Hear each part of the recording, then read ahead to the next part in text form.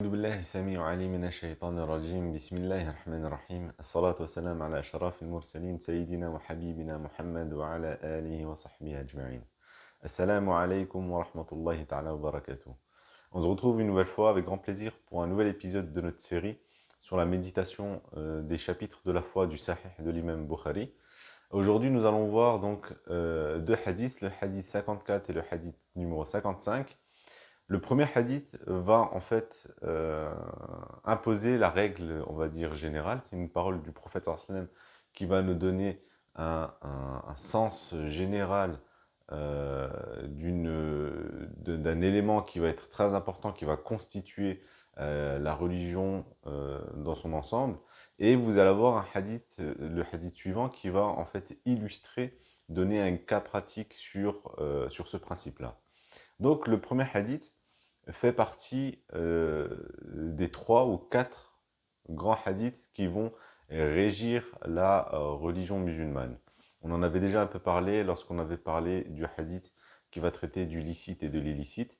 Et donc là, on va avoir un autre hadith qui va avoir vraiment une portée très importante et que tout musulman, tout croyant, tout être humain se doit de connaître. C'est un hadith qui est rapporté d'après Omar ibn al-Khattab, radiallahu anhu, où il rapporte que le prophète sallallahu alayhi wa sallam a dit que tout acte ne vale que selon les intentions qui les animent et qu'on sera récompensé pour cette action en fonction de cette intention. Et le prophète sallallahu alayhi wa sallam va continuer en citant un exemple, il va donner l'exemple de l'immigration. Il va dire donc quiconque va émigrer pour Dieu et son prophète, eh bien, cette immigration lui sera comptée comme telle. Mais si une personne va immigrer dans le but d'épouser une femme, eh ben, cette immigration sera comptabilisée comme telle. Et le prophète sallam va pas prendre cet exemple de manière anodine. Tout simplement, lorsque les musulmans ont reçu l'ordre d'immigrer de la Mecque vers Médine, étant donné qu'à la Mecque, ils étaient persécutés et ils étaient empêchés de vivre, de pratiquer leur religion, et on allait même jusqu'à porter atteinte à leur vie, à leur liberté, et ben, le prophète sallam a reçu l'ordre d'émigrer vers Médine, et donc les musulmans ont reçu aussi cet ordre-là. Et donc certaines personnes, la majorité, ont immigré justement vu que c'est un ordre de Dieu et de son messager, mais il y a eu un cas qui a été connu, une personne dont tout le monde savait qu'en réalité il a immigré à Médine car une femme lui a promis de se marier avec lui si il acceptait d'immigrer à Médine. Et donc ces personnes, donc les croyants, lorsqu'ils ont entendu parler de ce cas, ils sont allés trouver le prophète sallam pour voir en fait est-ce que cette personne, comment elle sera récompensée. Et c'est là où le prophète sallam va rappeler ce principe de base, c'est que l'intention, c'est elle qui va être déterminante sur la récompense divine. Et enfin, donc le hadith numéro 55, pour vraiment bien comprendre ce hadith, il est rapporté d'après Abu Mas'ud, radiallahu anhu, qui rapporte donc que le prophète sallam a dit ce que l'homme dépense pour sa famille, escomptant la récompense divine, est comptabilisé pour lui comme une aumône.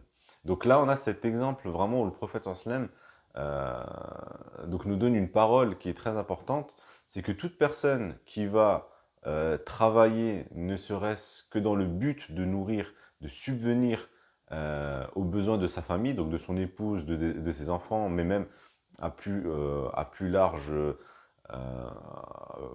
en fait cercle familial, hein, que ce soit ses frères, ses parents, etc. Et ben le fait qu'il va dépenser pour ces personnes, toute dépense qu'il va faire sera considérée comme une aumône et donc il sera récompensé par Allah Azzawajal. Et donc l'imam al-Bukhari va placer justement ce hadith juste après celui où le prophète sallam nous dit que tout acte ne vaut que par l'intention qui l'anime, pour illustrer, pour montrer qu'en réalité, l'intention ne va pas simplement avoir un but ou une conséquence uniquement concernant les actes d'adoration. Mais en réalité, l'intention va avoir son importance, quelle que soit l'action que l'être humain va entreprendre, même lorsqu'il va avoir une interaction sociale, une interaction avec un autre être humain. Et c'est là où c'est vraiment important, car le prophète sallam nous donne donc cet exemple où la personne qui va dépenser dans le but d'avoir une récompense divine, c'est-à-dire que vraiment il va faire cette chose, il va faire cette action de manière complètement désintéressée vis-à-vis de la personne, et bien du coup, ben, cette action sera comptabilisée comme une aumône.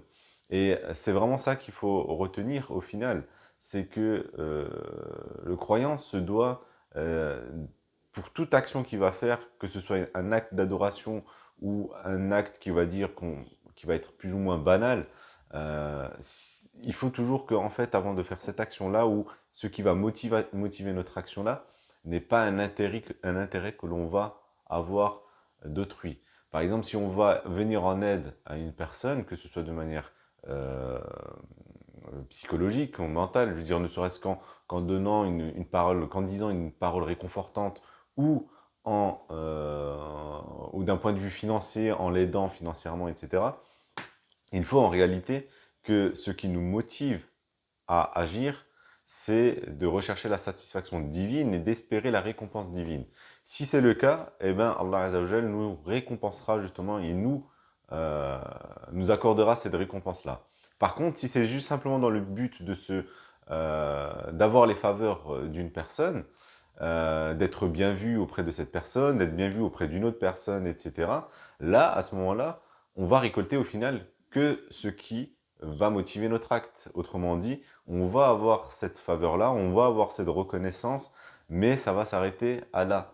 C'est-à-dire que plus tard, pour la vie prochaine, on ne pourra pas rejouer à nouveau cette carte-là pour pouvoir avoir une récompense d'Allah Azzawajal. Donc c'est vraiment un principe qui est très important. C'est pour ça, comme je vous l'ai déjà dit, beaucoup de savants considèrent vraiment ce hadith comme faisant partie des tiers des enseignements de la religion. Et il faut vraiment qu'on le garde en tête avant chaque action. Et il faut qu'on travaille justement notre cœur. Rappelez-vous hein, du hadith pardon, où le prophète sallam nous dit que c'est le cœur qui va être moteur de toute action et que si le cœur est sain, ben, tout le corps sera sain. Et ben, au final, il faut qu'on travaille notre cœur pour que notre intention soit toujours saine, que notre motivation dans nos actions de la vie de tous les jours soit toujours saine et soit toujours tournée vers l'espérance de la récompense divine. Donc on va s'arrêter là pour aujourd'hui. Barakallahu fikum. On se retrouve, Inch'Allah, la semaine prochaine, même jour, même heure, pour continuer dans notre thématique. Subhana rabbika rabbil izzati amma yasifun wa salamun al mursalin walhamdulillahi rabbil alamin. Barakallahu fikum. Wassalamu alaikum wa rahmatullahi ta'ala wa barakatuh.